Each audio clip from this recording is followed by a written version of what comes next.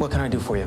Okay, picture a cell phone and an email machine all in one thing. There is a free wireless internet signal all across North America, and nobody has figured out how to use it.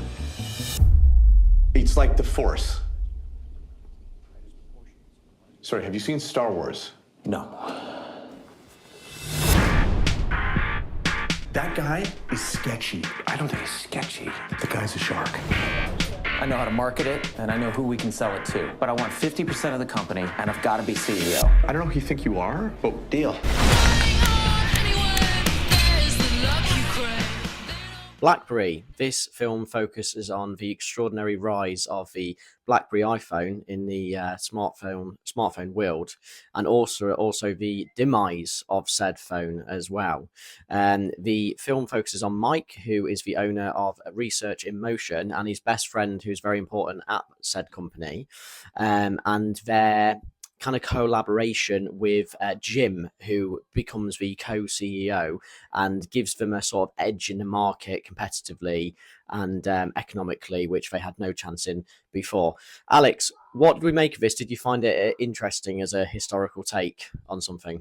Absolutely. I mean, the story of BlackBerry's up and downs is very well documented. I've seen documentaries about it, especially when Apple has grown and grown and grown. Every time Apple came up with something new that was revolutionary, people remembered about BlackBerry that said it's a phone without the buttons, it's never going to work. So, but this film actually puts, goes into deep into who these two people were, the founders, and Mike and Doug, and then puts a fun, a comedic spin on it. I don't know if they were like that in real life, because the stakes were so high that sometimes you have enough of comedy in your life, and then the introduction of this Jim that is the CEO, and that essentially, even though he was not the nicest person, he was essential to the growth of the company because he was an experienced CEO and he had all the connections and some cash to help them grow. And it's so funny because I was afraid that this film is going to look like Wolf of Wall Street, but it doesn't. So I thought it's going to have that same vibe, because like energy, like Wolf of Wall Street, because it happens in the 60s, 70s. So you're thinking it's going to be the same approach, but it doesn't. It actually stands on its own. It's well paced, and it just takes its time to show you what these guys had to go through to get where they were, and most importantly, what happened to go down. What were your, Buzz, impressions about? Did you know anything about this history of the company at all? So not really. No, I only started to become an adult really when I mean it was 2 or 3 years into the iPhone having its gigantic success, which it still does now, and Blackberries were just something that you occasionally found in a drawer somewhere, and that was literally joked about in the film, that this is going to be the phone that people talk about before the iPhone came out. And it is. And it still is today in 2025. And, their demise was, I think 2007 was the year that Steve Jobs introduced the iPhone. But why this story is so interesting is because Steve Jobs, essentially he had this beautiful design, which was the iPhone, but it's coming off the back of the true invention of email on a phone, which is what the big idea was, wasn't it? It was email on a phone, and then obviously it then became messaging on data and so forth and so on. So that was the original invention of a wheel, and then Steve Jobs just made it look very sexy in an iPhone, which BlackBerry wasn't. It was, it had, they talk about these clicks that it made, but that's all very functional. The iPhone made it look good. Hey Jim, yeah, we built a messenger. Fully encrypted two-way messaging that is absolutely inaccessible by anyone, including us. It is untrackable, untraceable, unhackable. It's texting. No. Do you know how much it costs to send a text message? Yeah, 10 cents, and the network gets every penny. We're never going to see that money. Right, but these texts are sent via data. So, behind the network's back, which means unlimited free texting, only on BlackBerry. Fuck yes. fuck? Yes! So I found it fascinating, and that never mind the acting, which is also second to none, and it's the comedic elements in this film is very interesting. And as you say, it kind of it needed this crescendo, didn't it, of Mike to kind of be the brains behind the business. Then you had Doug, who kept the entertainment in the office and the spirit alive, and then Jim, who really just steals the show with his kind of outrageous behavior in the business world, which is great to watch. And it does, obviously, it is based on a true story, and you really hope that everything you're watching genuinely happened, because if it did, it's fascinating, isn't it, Alex? Absolutely, and credit to this film to the fact that it takes an underdog character, which is Mike, and Doug to a certain point. Doug is a happy person until he gets kicked out of the company, to be honest. Doug.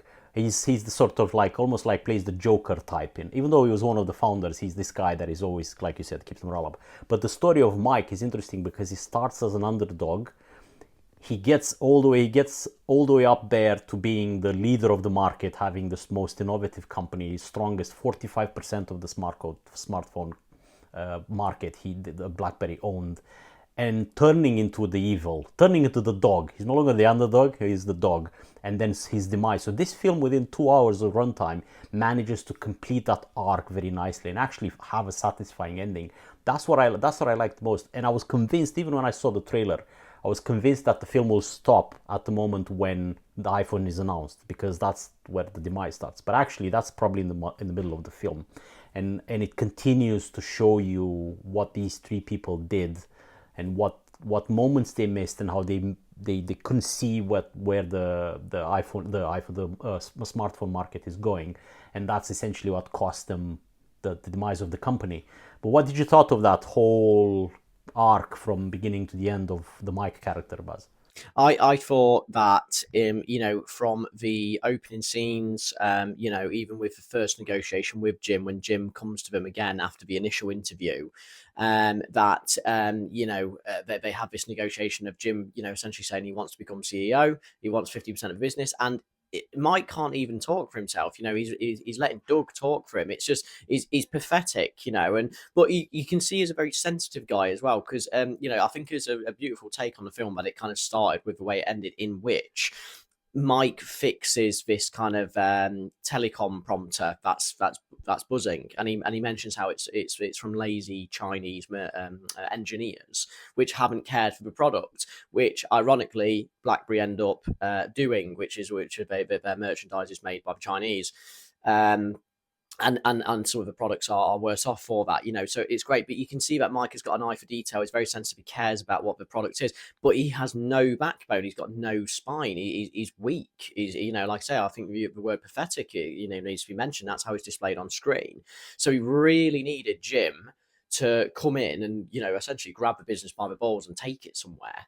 And as you say, there's almost a character arc with Mike, because towards the end of it, his hairstyle alone when it's not a silly scene when you see it in the future, when BlackBerry own 45% of the market, and he's got this new gelled back hairstyle, and he just seems more callous and more cold.